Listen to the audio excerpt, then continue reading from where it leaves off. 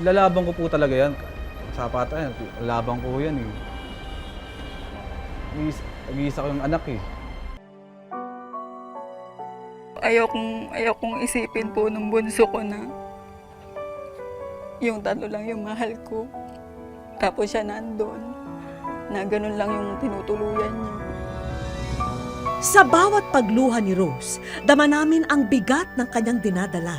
Hayaan mong pawiin namin ang mga luha mo, Rose, dahil ang totoo,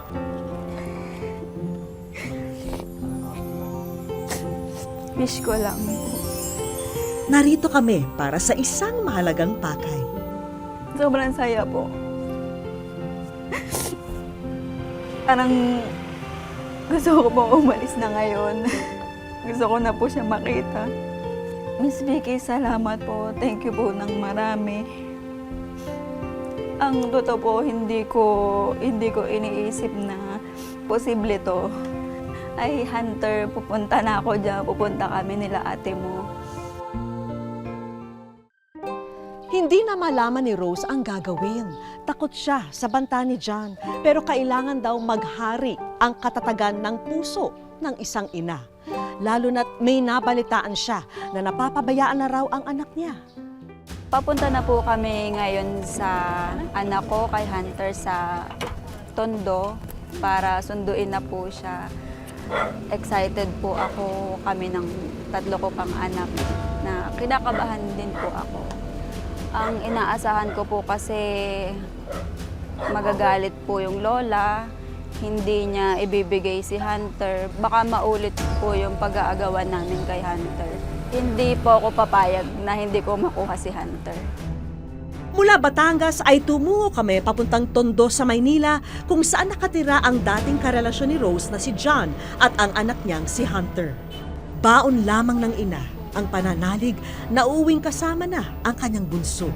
Una na kaming nakipag-ugnayan dito sa Barangay 262 at minabuti nilang papuntahin ang parehong partido rito. Maliban sa mga barangay representative, narito rin ang mga kawani mula sa DSWD. Hiningi namin ang kanilang tulong para mamagitan at makapagbigay ng tamang desisyon para sa sitwasyon ng bata. Hindi ako willing, sir. Lalaban ko po talaga yan. Sa patayan, laban ko yan eh. Nag-iisa ko yung anak eh. Pinaunlakan naman ni na John at ng kanyang pamilya ang aming imbitasyon. Kami na po na lumaki yan. Kami na po nagpalinyag, pabinyag, sila mag-asawa, nasa Batangas sila. Pinaluwas na lang namin. Tapos kami na po lahat. Kasi ayan, 4 na taon na siya. Ang kanyang ama na si Tatay Jong, tila hindi kinaya ang tensyon. Tumigil ka na.